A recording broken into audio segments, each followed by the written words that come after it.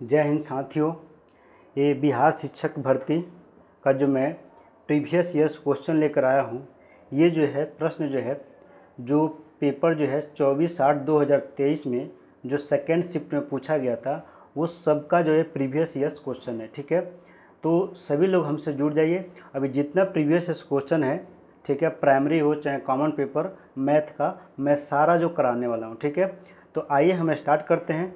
और स्टार्ट करने से पहले यदि आप हमारे चैनल पर नए हैं तो चैनल को सब्सक्राइब कर दीजिए और वीडियो को लाइक कीजिए। ठीक है, तो चलिए हम स्टार्ट कर दें। देखिए, पहला क्वेश्चन है, हम इसको थोड़ा पहले रफ कर दें।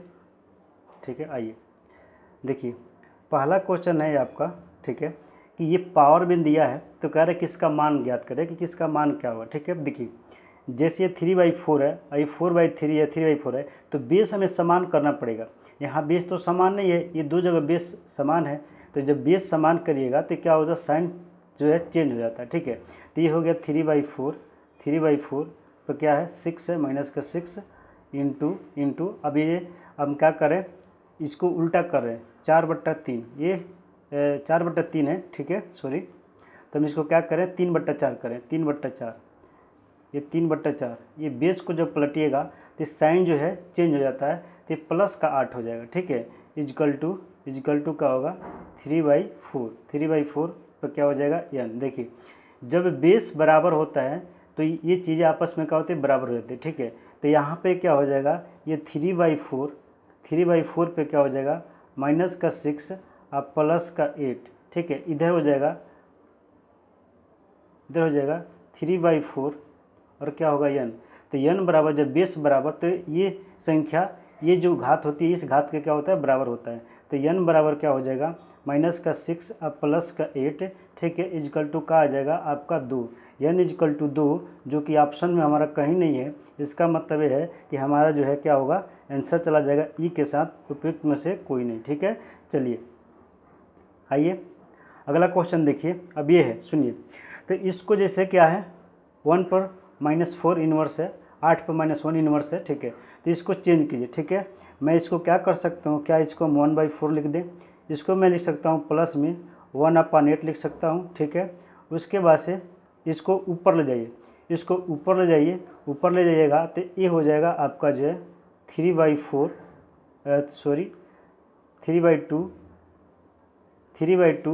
और ये इन्वर्स है तो ये प्लस हो जाएगा, यानी कि 2 हो जाएगा। ठीक है, 2 ऊपर यानी घात में हो जाएगा 2। ठीक है, 2 हो गया। ठीक है, अच्छा ये हो गया। उसके बाद से इसको काम कीजिए। ठीक है, इसको 8 बना दीजिए। ठीक है, तो इसमें 2 से गुणा करा दीजिए, तो यहाँ भी गुणा 2। ठीक है, तो ये क्या हो जाएगा, ये बराबर हो जाएगा, ये 2 यानी 2/8 हो जाएगा, ये 2/8 प्लस 1/8। ठीक है, ये हो गया। उसके बाद से देखिए, इसको आप इसको खोलिएगा, इसको खोलिए तो क्या होगा, 3 तिरिका 9 और ये हो 2 दूना 4। ठीक है, अब देखिए ये हो जाएगा आपका, जो जैसे जोड़िएगा तो ये हो जाएगा आपका 3/8 और ये डिवाइड में 9/4। ठीक है, देखिए ये जैसे साइन हटता है ये गुणा हो जाता है, ये 3/8 इसको हटाएंगे तो क्या हो जाएगा, गुणा में ये पलट जाएगा, क्या हो जाएगा 4/9। ठीक है, तो ये 4 दूना 8 और ये 3 तिरिका 9। ठीक है, 4 दूना 8, 3 तिरिका 9, यानी ऊपर आएगा 1, नीचे आएगा 6, यानी 1/6, जो कि ऑप्शन नंबर ए है। ठीक है, चलिए आइए ये देखिए, ये रेशियो दिया है, हमें निकालना क्या है, ABCD का रेशियो निकालना। ठीक है, तो सबसे पहले जो हमारा A रेशियो B है, जो कि हमारे पास दिया है, यानी कि 1/2 और क्या दिया है, ये 3/8। ठीक है, तो इसका लॉसा लेकर के इसमें गुणा करा दीजिए, लॉसा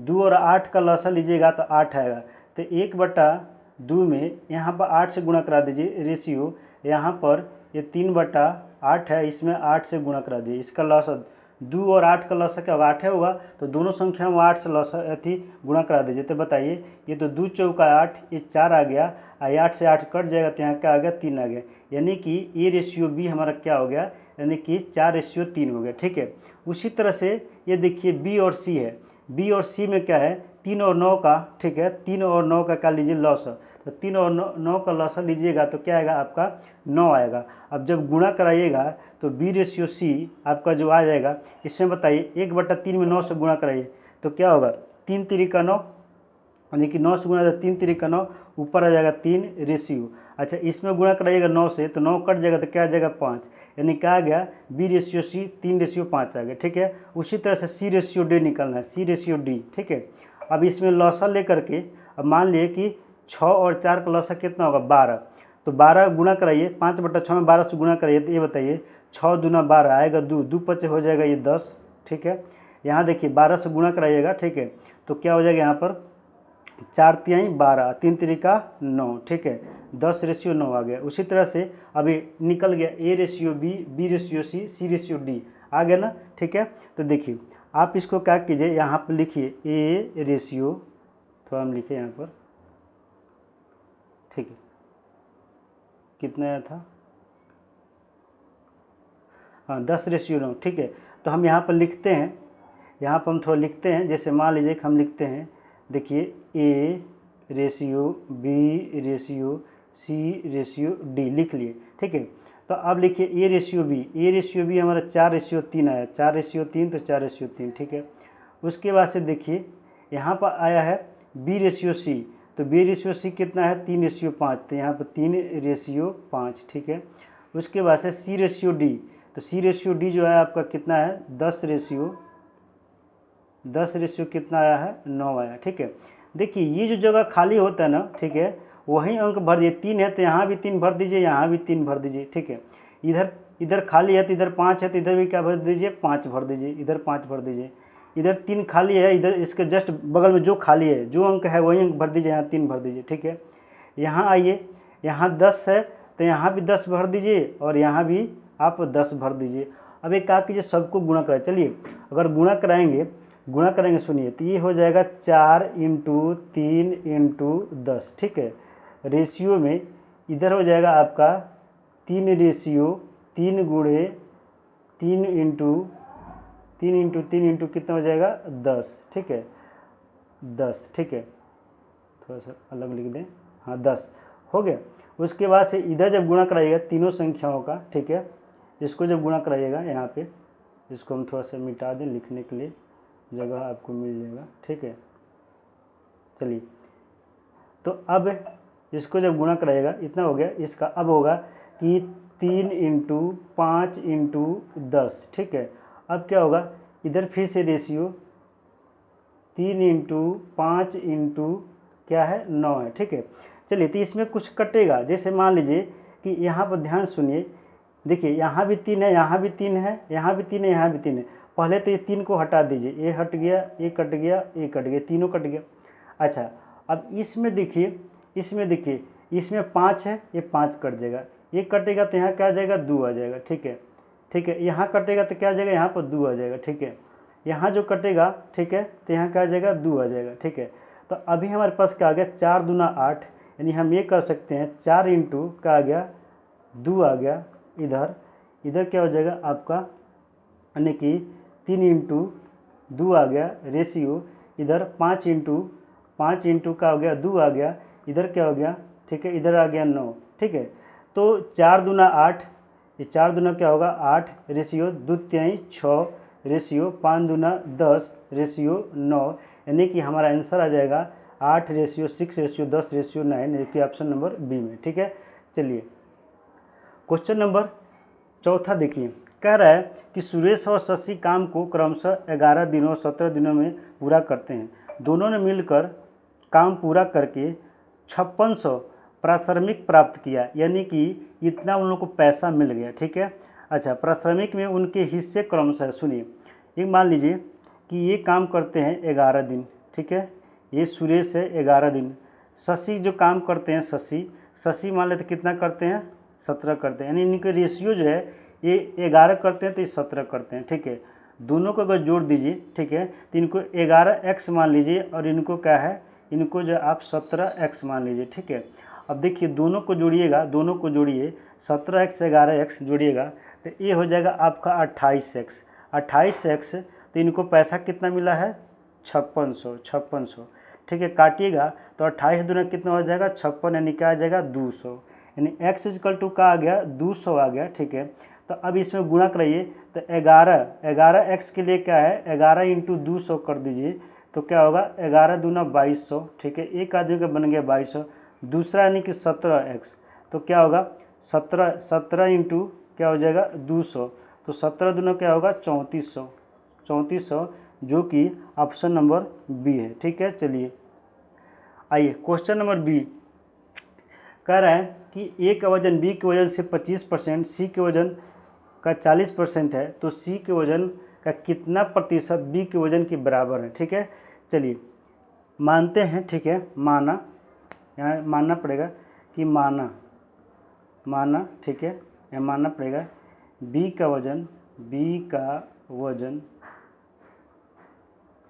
वजन हम मानते हैं कितना है 100x, क्या मानते हैं 100x मानते हैं, 100x मान लिए, ठीक है। तो ई का वजन, ठीक है, ई का वजन बी के वजन का 25% है, तो हम क्या निकालेंगे यहाँ पे, चलिए अब यहाँ पर हम ई का वजन निकालेंगे, तो ई का वजन निकालेंगे, ई का वजन, तो ई का वजन का है बी के वजन का 25% है, तो ये 100x, ठीक है, अब 25%, 25 बट्टा क्या है 100, तो होगा क्या, ये 100 से 100 कट जाएगा, यानी कितना आ जाएगा आपका ये 25x आ जाएगा, कितना आएगा 25x, ठीक है, कितना आ गया फाइनली 25x आ गया, 25x, ठीक है, यहाँ लिख देते हैं कितना आ गया 25x हो गया, ठीक है 25x। अच्छा उसी तरह से अब क्या मानेंगे कि माना, ठीक है, यहाँ लिखेंगे कि माना, ठीक है, सी का वजन कितना है 100y है, 100y है, ठीक है। तो देखिए यहाँ पर ई का वजन क्या हो जाएगा, ई का वजन हो जाएगा आपका, यानी सी का कितना 40% है, तो ये 100y, ठीक है, 100y इसका 40%, मतलब 40 अपान कितना होगा 100, तो 100 से 100 कट गया, तो हमारे पास कितना आ गया 40y आ गया, कितना आ गया 40y, ठीक है, ये 40y आ गया, ठीक है। चलिए तो इसका मतलब यहाँ भी ए का वजन ही निकला है, यहाँ भी ए का वजन निकला है, मतलब ये दोनों वजन क्या होगा आपस में बराबर होगा, तो ये इसका मतलब ये है कि 25x और ये आपका जो है 40y, ये आपस में क्या है बराबर है, तो हम x अपन y निकालें, तो होगा क्या, यहाँ 40 होगा और अपान में क्या होगा 25 होगा, 5 से काटे तो 5/40 50 25, मतलब यहाँ पर x का मान क्या है 8 है और y का मान क्या है 5 है, ठीक है। तब एक बात बताइए, यहाँ पर x = 8 रखिएगा, यहाँ पर x = हम किसका वजन निकालेगा, c का वजन निकालें, c का, तो c का क्या है, c का वजन क्या है, यानी कि c का वजन 100y है और y का मान क्या है 5 है, तो यहाँ कितना हो जाएगा, यहाँ पर रखेंगे जैसे 5 से गुणा करेंगे तो कितना हो जाएगा 500 हो जाएगा, कितना हो जाएगा 500। अच्छा उसके बाद से देखिए c का वजन, अच्छा उसके बाद से हमें b का वजन निकालना है, तो b का वजन कितना है 100x है और x का मान कितना है 8 है, तो इसका मतलब जब इसका मान रखिएगा x का यहाँ पर 8 रखिएगा तो कितना हो जाएगा 800। तो अब सुनिए b का वजन 800 हो गया, c का वजन कितना हो गया 500 हो गया, ठीक है। इसमें बोला है c के वजन का कितना प्रतिशत b के वजन के बराबर है, तो हम मान लेते हैं c के वजन का p%, c के वजन कितना है, c के वजन का p%, तो c का वजन कितना है 500 है, c के वजन का p%, c का वजन का p%, ठीक है, b के वजन का, ठीक है, b का वजन कितना हो जाएगा 800% के बराबर है, ठीक है। तो हम p% निकल जाए कितना बराबर है, तो यहाँ हो जाएगा p% बराबर, देखिए ये 2 0 से 2 0 कट जाएगा, ठीक है, तो p% बराबर आपका ये आ जाएगा 8/5, काटेंगे तो देखिए 5 करने 5 बचेगा 3, 5 छक्के 30, 1.6, हमारे हिसाब से आंसर जो ये होना चाहिए तो से कोई नहीं, में भी 1%, हमको लगता है कि आंसर ये हो सकता है, ठीक है। तो मुझे कमेंट करके बताइए क्या हो सकता है, लेकिन हमारे हिसाब से आंसर जो है 1.6 होना चाहिए, ठीक है। फिलहाल हम चलते हैं दूसरे क्वेश्चन पे। आइए क्वेश्चन नंबर 6 देखिए, ठीक है। तांबे के एक लोहे का व्यास 6 सेंटीमीटर है, ठीक है। अच्छा गोले को पिघलाया जाता है और एक समान वृत्त का अनुप्रस्थ काट कर लंबे तार खींचा जाता है, यदि तार की लंबाई 36 सेंटीमीटर है तो कर इसकी त्रिज्या ज्ञात कीजिए। सुनिए मेरी बात ध्यान सुनिए। अनुप्रस्थ काट क्या है सुनिए, ये गोला है, गोला, गोला का क्या होता है आयतन, गोला का आयतन, गोला का आयतन v इजकल टू होता है 4/3 पाई आर क्यू, ठीक है। और देखिए अनुप्रस्थ काट क्या है, यानी बेलन, क्या होता है बेलन, सुनिए बेलन का मतलब है, बेलन तो कुछ ऐसा होता है, क्या होता है बेलन कुछ ऐसा होता है। तो अगर हम बात करें कि बेलन का जो है क्या बोलते हैं सरफेस एरिया होता है, पृष्ठीय क्षेत्रफल, हम सरफेस एरिया लिखते हैं यहाँ पर शॉर्ट में, सरफेस एरिया होता है 2 पाई आर एच, 2 पाई आर एच। अब सुनिए, तो ये तो बेलन है ऐसे खड़ा है, लेकिन अब इसको अगर हम पट कर दे, ऐसे कर दिए, तो जो ये यच है, ये जो यच है तो ये लंबाई में हो जाएगा, यानी यच एक तरह से क्या है लंबाई का रूप धारण कर लिया, तो इसीलिए इसने लंबा बोल दिया और इसकी लंबाई दे दिया। मतलब जो है इसका यच जो है आपको कितना दे दिया है 36, यानी जो यच है यही इसका क्या है लंबाई है, ठीक है। तो जो वे जो हमारे पास जो गोला का आयतन होगा अगर पिघलाया जाता है तो क्या है, यानी बेलन के जो हमारे पास क्या है बेलन का जो सरफेस एरिया है उसी के बराबर होता है, क्योंकि उसी को पिघलाकर उसी को बनाना है। तो जो बेलन जो गोला का आयतन होगा वो अपना बेलन के सरफेस एरिया का क्या होगा बराबर होगा, ठीक है। तो यहाँ पर हम ये कहेंगे कि 4/3 पाई आर क्यू, ठीक है, बराबर किसके हो जाएगा 2 पाई आर एच के, जो कि हमें निकालना क्या है इसकी त्रिज्या पता करना, ठीक है, त्रिज्या पता करना। सुनिए इसकी त्रिज्या यानी इसकी त्रिज्या नहीं गोले का, इस गोले की त्रिज्या r इजकल टू ये व्यास दिया है 6, तो r हो जाएगा आपका 3, d है 6, तो व्यास हो जाएगा 3, इसका आधा होता है। तो यहाँ पर 4/3, ठीक है। अच्छा पाई से पाई तो दोनों तरफ कट जाएगा, r क्या होगा 3 है तो 3 इंटू 3, ठीक है। इधर क्या होगा 2 इंटू, ठीक है, r, और देखिए यहाँ यच क्या है एक यल ही है, ठीक है, यच क्या है यल है, यल को यच बोला है, ठीक है। तो यहाँ क्या रख देगा यच की वैल्यू कितना है 36, तो यहाँ रख दीजिए 36। अब यहाँ से r निकल जाएगा, ठीक है।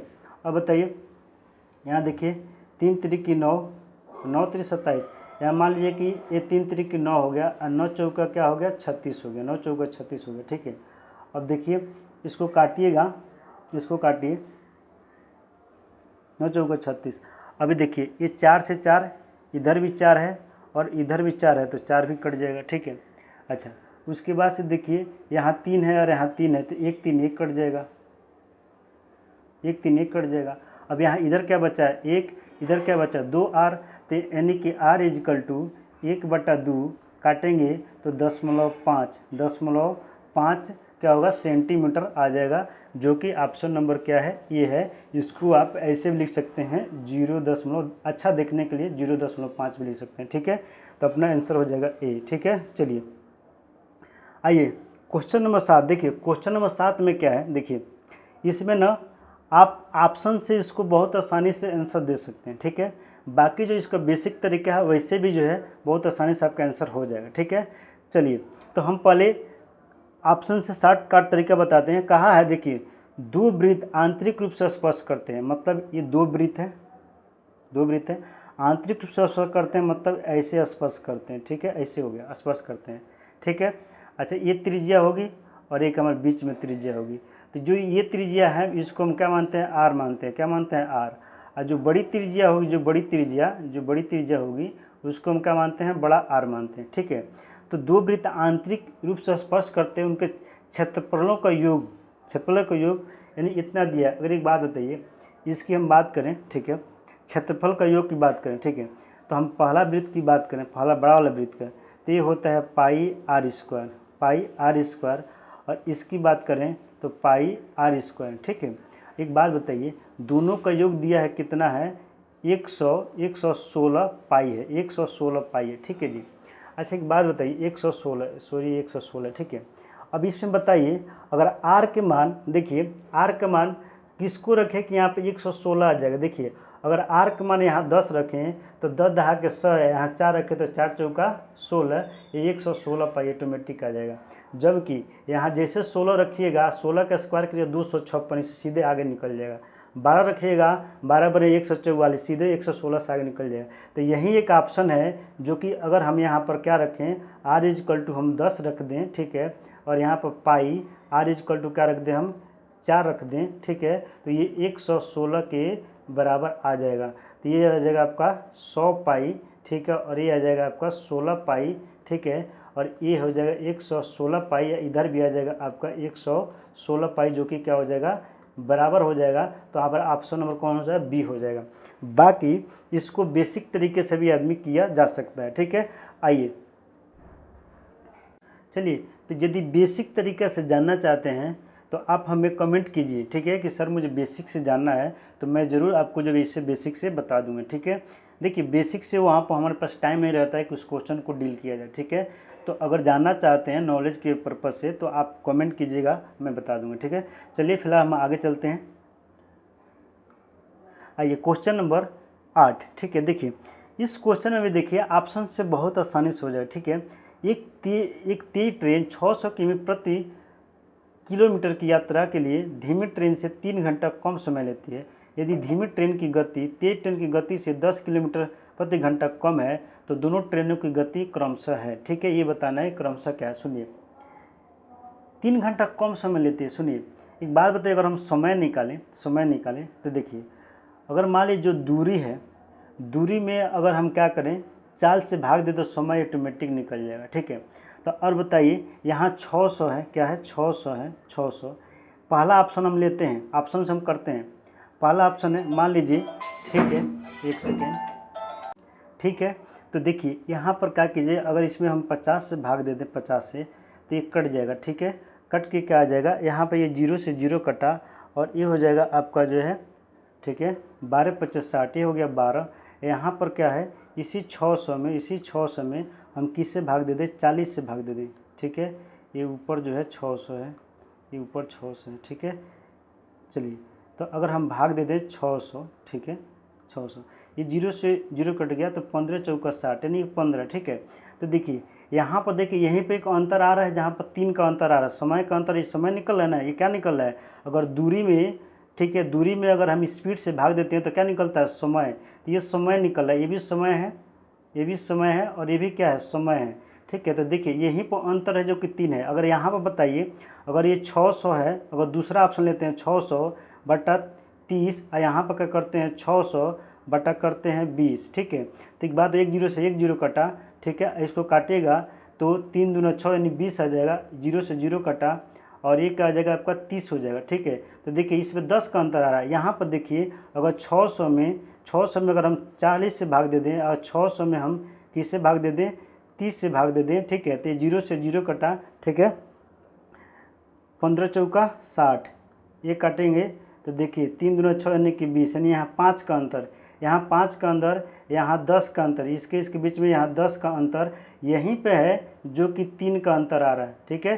समय 3 घंटा का अंतर आ रहा है, तो वहीं तो बोला है कि धीमी ट्रेन से 3 घंटा कम समय लेती है, मतलब ये है कि अंतर उसका 3 घंटा है, जो कि तो ऑप्शन नंबर कौन फॉलो करेगा, ऑप्शन नंबर ए फॉलो कर जाए, ठीक है। हाँ अगर इसका बेसिक चाहिए तो कमेंट कीजिए, मैं बेसिक बताऊँगा, ठीक है। चलिए आइए क्वेश्चन नंबर 9 देखिए, जैसे क्या निकालना है, इसमें ये समीकरण दिया हुआ है, इसको संतुष्ट करने वाला x का मान निकालना है, ठीक है। चलिए एक बात बताइए, यदि यहाँ पर हम क्या निकालें, x का मान निकालें, ये बताइए, यहाँ पर 1/x प्लस 1/y है, ठीक है, इक्वल टू क्या है, 8 है। यदि एक बात बताइए 1/y के हम मान निकालें तो क्या होगा, 8 माइनस 1/x हो जाएगा।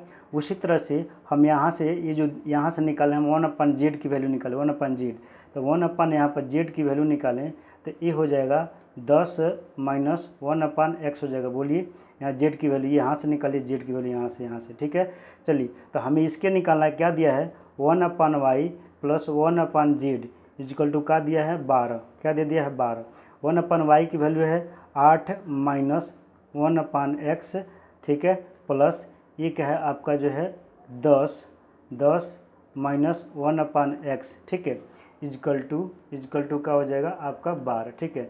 एक काम कीजिए, अगर लॉसा लीजिएगा, लॉसा तो ये हो जाएगा आपका 8x minus 1 divide by x, अब प्लस का ये हो जाएगा 10x माइनस का 1 divide by x equal to कितना हो गया, 12। सुनिए यदि मान लीजिए दोनों को जोड़ दिया जाएगा, ठीक है, तो ये हो जाएगा आपका 8x माइनस 1 और ये हो जाएगा आपका 10x अच्छा डायरेक्ट जोड़ देते हैं, ठीक है, क्योंकि हर तो बराबर है 10x माइनस 1। चलिए एक स्टेप बढ़ाइए लेते हैं। अब देखिए ये नीचे क्या आ जाएगा, x आ जाएगा इक्वल टू इधर क्या आ जाएगा 12 हो जाएगा, इधर गुणा करें तो 12x हो जाएगा, ठीक है। आइए यहाँ पर बता देते हैं, ठीक है। देखिए अब इसको गुणा करें तो 12x इधर हो गया। अच्छा इसको जोड़िएगा तो कितना हो जाएगा, ये आपका 18x और माइनस का क्या हो जाएगा 2, माइनस का 2 इधर हो जाएगा आपका जो है 12, ठीक है 12x। अब देखिए ये घट जाएगा, ठीक है, क्या हो जाएगा घट जाएगा। तो अब बताए 18 में से 12 जाएगा तो ये जाएगा आपका 6x, ठीक है, इधर 2 जाएगा तो प्लस का 2 हो जाएगा। तो x बराबर यानी कि 2/6 यानी कट किया जाएगा, x बराबर 1/3, जो कि ऑप्शन नंबर बी है, ठीक है।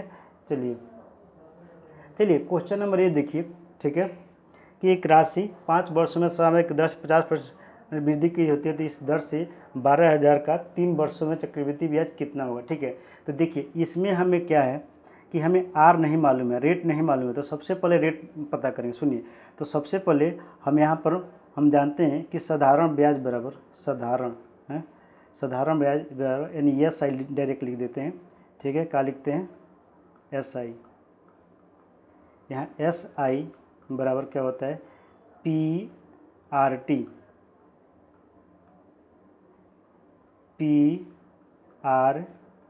अपान में क्या होता है 100। सुनिए, तो सुनिए यहाँ पर मूलधन मानते हैं, यहाँ पर हम मानते हैं कि माना कि, ठीक है, मूलधन यानी कि P यहाँ मानते हैं P मानते हैं यहाँ पर क्या है 100 है, ठीक है।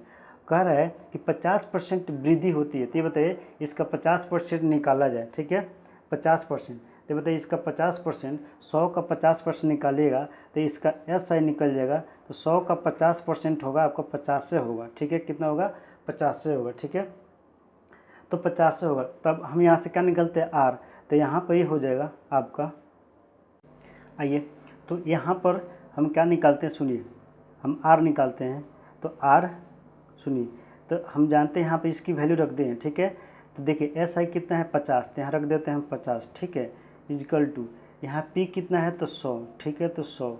अच्छा आर तो निकालना है, और टी आपको इसमें देखिए 5 वर्ष है, टी यहाँ पर दिया है आपका, टी आपको दे दिया है 5 वर्ष, ठीक है। तो यहाँ रख देते हैं 5, ठीक है, अपान में क्या है 100। सुनिए तो ये 100 से 100 क्या होगा कट जाएगा, ठीक है, और ये हो जाएगा आपका यानी कि ये 5 करने 5 5 10 50, यानी आर इजकल टू का निकल के आया, आर इजकल टू आ गया आपका 10%, आर इजकल टू कितना आ गया 10%, ठीक है। तब जब आर हमें मिल गया, आर 10% मिल गया, तो देखिए हमारे पास क्या निकालना होता है 3 वर्षों का चक्रवृद्धि ब्याज निकालना होता है, ठीक है। तो सबसे पहले हम जानते हैं कि ए इजकल टू होता है P 1 + R अपान 100 पर क्या होता है एन, ठीक है। तो ये बताइए यदि मिश्रधन निकल जाएगा तो मूलधन हमारा तो दिया है, मूलधन से माइनस कर देंगे तो चक्रवृद्धि ब्याज निकल जाएगा। तो यहाँ पर क्या होगा यानी कि पी कितना है 12,000, क्या है 12,000 इंटू, ठीक है। देखिए अब यहाँ पर रखिए 1 यहाँ रखिए आर का मान क्या है 10 है, तो 10 अपान क्या हो जाएगा 100, ठीक है, इक्वल टू एन, ठीक है। चलिए यहाँ पर आइए, तो अब हमारे पास क्या हो जाएगा ये 12,000 देखिए इंटू एन पे कितना है आपका एन यहाँ पर, ठीक है, एन समय जो दिया है ये 3 वर्ष, तो 3 वर्ष यहाँ रख देते हैं, ठीक है। चलिए तो यहाँ 3 है तो 3 रख देते हैं। तो अब देखिए ये हो जाएगा आपका 110 अपान 100, ठीक है, फिर 110 अपान 100 3 बार गुणा हो जाएगा, 110 अपान क्या हो जाएगा 100, यानी 3 बार गुणा। तो 1 0 से 1 0 कटा, 1 0 से 1 0 कटा, 1 0 से 1 0 कटा, ठीक है, 11 हो गया। नीचे का आ गया 3 0 है तो ये काट दीजिए, 1 0 से 1 0 काटिए, इस 0 को इस 0 से काटिए और इस 0 को इस 0 से काटिए। मतलब ये हो गया कि 12 इंटू क्या आ गया 11 इंटू 11, ठीक है। अच्छा ये बताइए अब यहाँ पर सुनिए 11 का क्यूब जो होता है, 11 का क्यूब होता है, ठीक है 1331, 11 क्यूब होता है 1331। अब हम क्या करेंगे इसको गुणा कराएंगे, ठीक है। जब गुणा कराइएगा तो ये आ जाएगा 15,000 15,972, ठीक है, 15,972। ये क्या है, ये मिश्रधन है, तो हमें क्या निकालना होता है, हमें चक्रवृद्धि ब्याज निकालना होता है। तो चक्रवृद्धि ब्याज निकालने के लिए हम क्या करेंगे, हम माइनस कर देंगे, मूलधन को माइनस कर देंगे। तो 15,972 में से हम 12,000 क्या करेंगे, माइनस कर देंगे।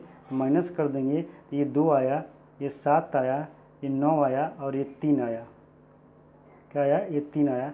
तो आंसर होगा 3,972, जो कि ऑप्शन नंबर ए में, ठीक है। चलिए आइए क्वेश्चन नंबर 11। क्वेश्चन नंबर 11 देखिए क्या कर रहा है कि एक परीक्षा में कुल अभ्यर्थियों का 37.5% छात्राएँ थी, छात्र का 75% तथा छात्राओं का 62% सफल हुए, तो 342 छात्राएँ असफल हुई। असफल छात्रों की संख्या बताइए, ठीक है। चलिए, तो सबसे पहले हम मानेंगे कुल विद्यार्थियों की संख्या x मानेंगे, ठीक है। तो लिखेंगे कि माना कुल विद्यार्थियों की संख्या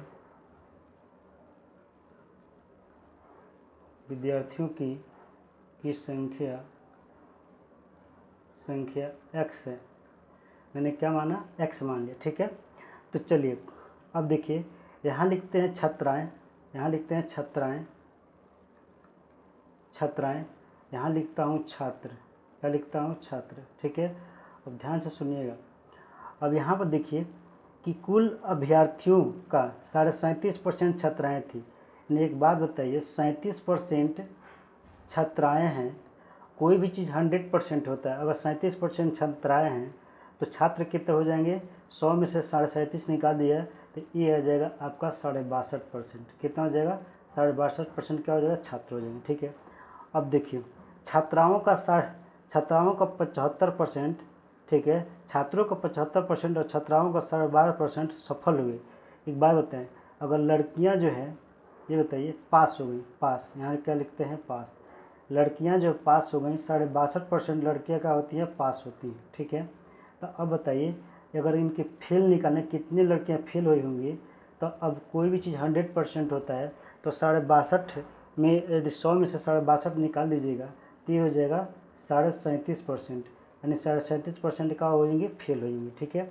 अच्छा, छात्र 75% पास होते हैं, यानी पास जो हुए बच्चे, जो बच्चे पास हुए हैं वो कितना हुआ, 75% पास हुए हैं। ये बताइए जब बच्चे 75% पास हुए होंगे तो फेल कितने होंगे, तो फेल हुए होंगे 25% का होंगे, फेल हुए होंगे, ठीक है। अच्छा, उसके बाद सुनिए, असफल छात्र, यानी 342 छात्राएँ असफल हुई, ठीक है। तो असफल छात्राएँ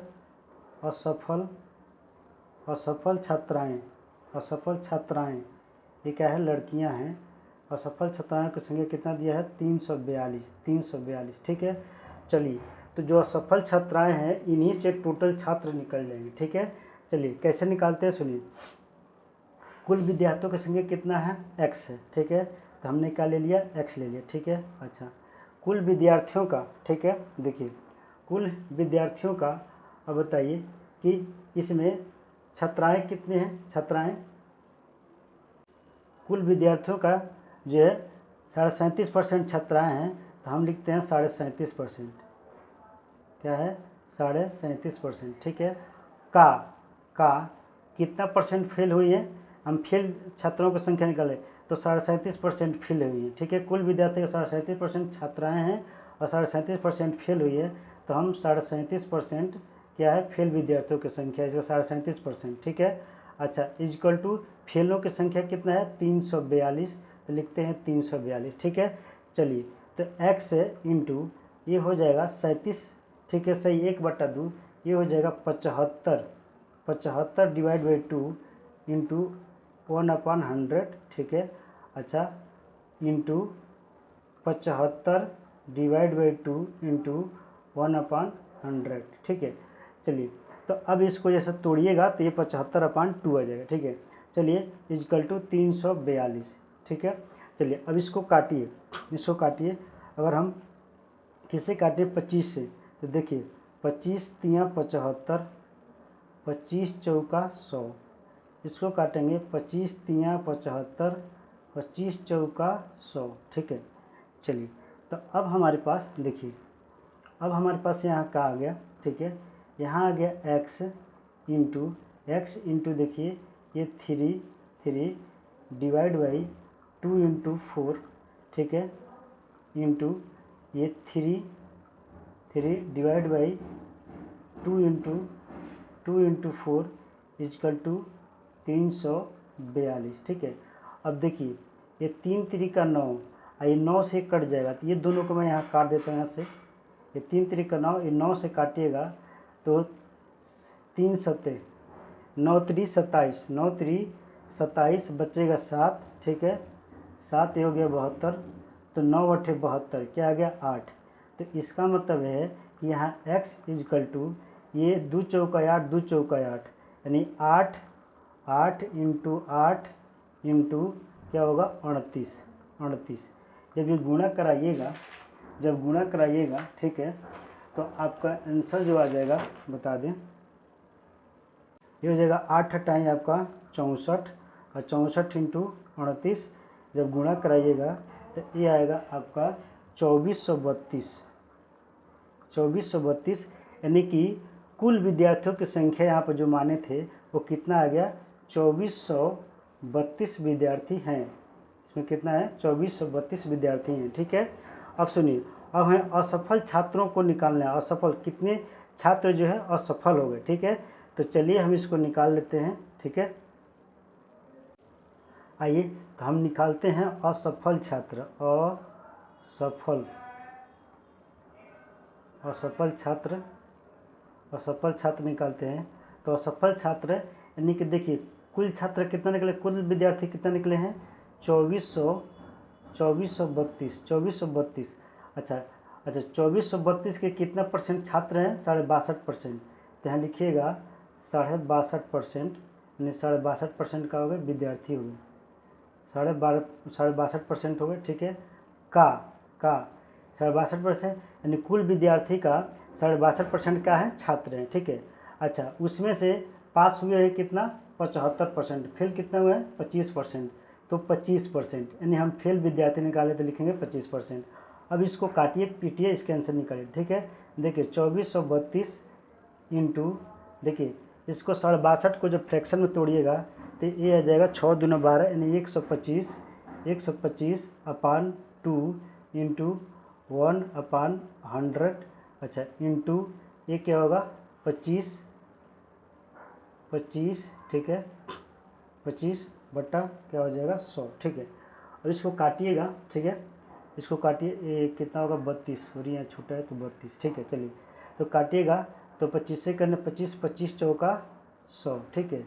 अच्छा अब इसको काटने की कोशिश कीजिए, ठीक है। ये 4 से कट जाएगा, कौन, ये 4 से कट जाएगा, ये 4 से कटेगा तो देखिए 4 से काटेंगे तो 4 छक्के 24, 0 4 8 32, ठीक है।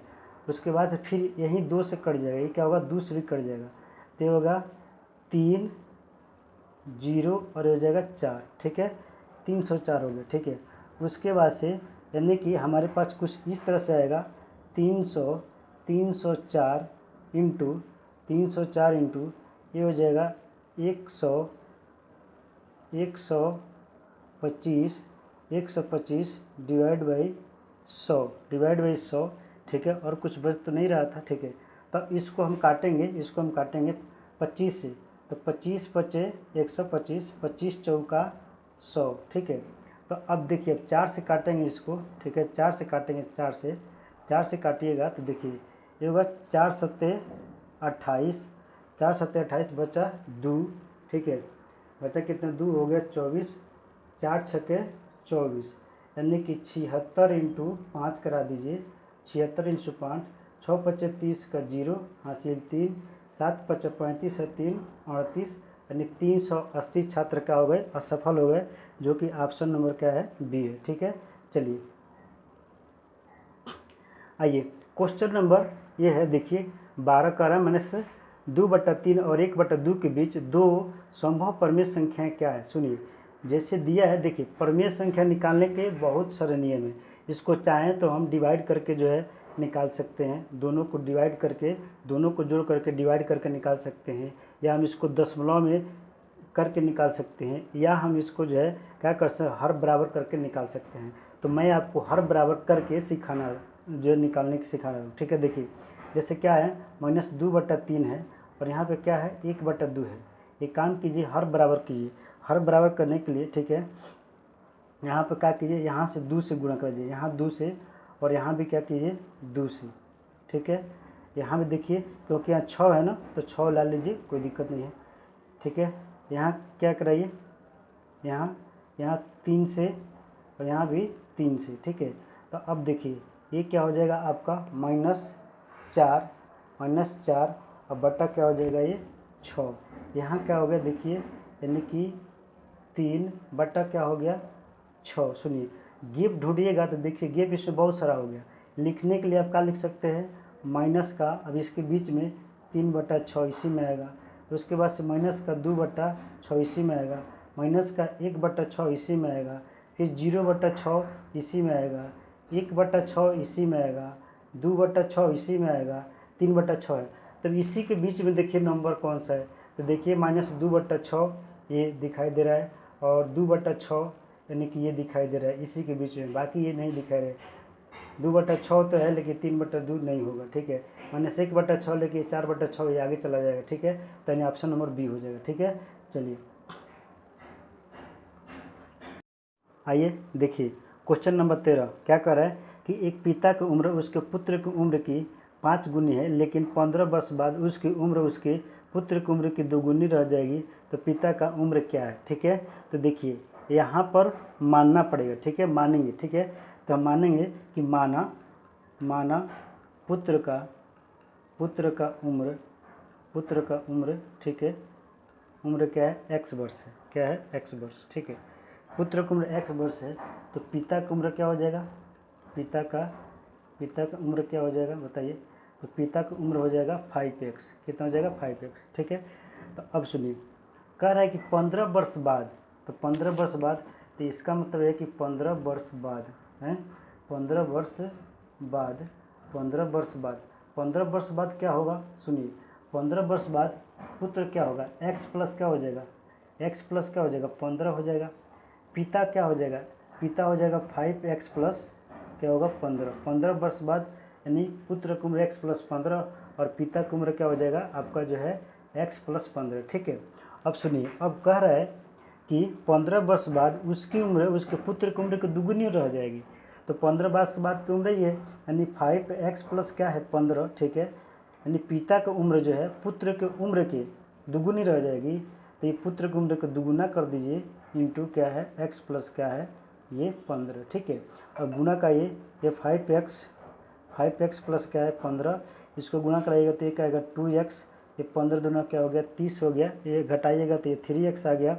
और देखिए 30 में से 15 जाएगा तो 15 आ जाएगा, तो x बराबर क्या आ गया 5 आ गया, और 5 को ले जाके यहाँ पर रख दीजिए, ठीक है। तो पूछा है पिता की उम्र क्या है, पिता की उम्र, तो यहाँ पर 5 रखिएगा तो 25 वर्ष, यानी 5 × 5 यानी कितना हो जाएगा 25 वर्ष। पिता की उम्र क्या हो जाएगा 25 वर्ष, जो कि ऑप्शन नंबर क्या है अपना, ठीक है, बी है, ठीक है। चलिए आइए क्वेश्चन नंबर 14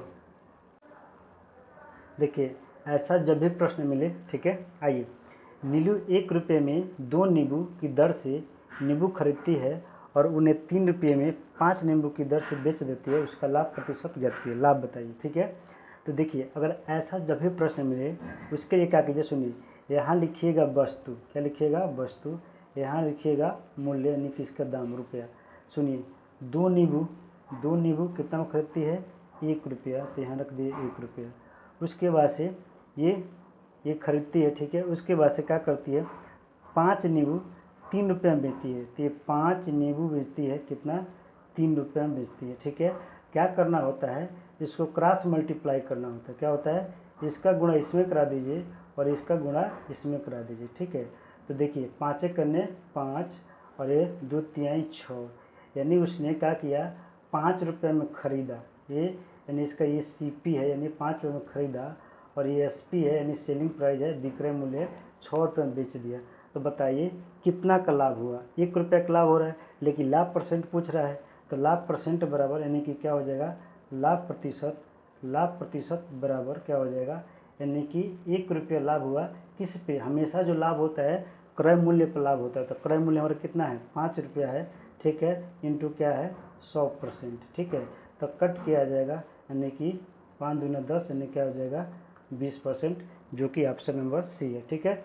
चलिए आइए क्वेश्चन नंबर 15, ठीक है।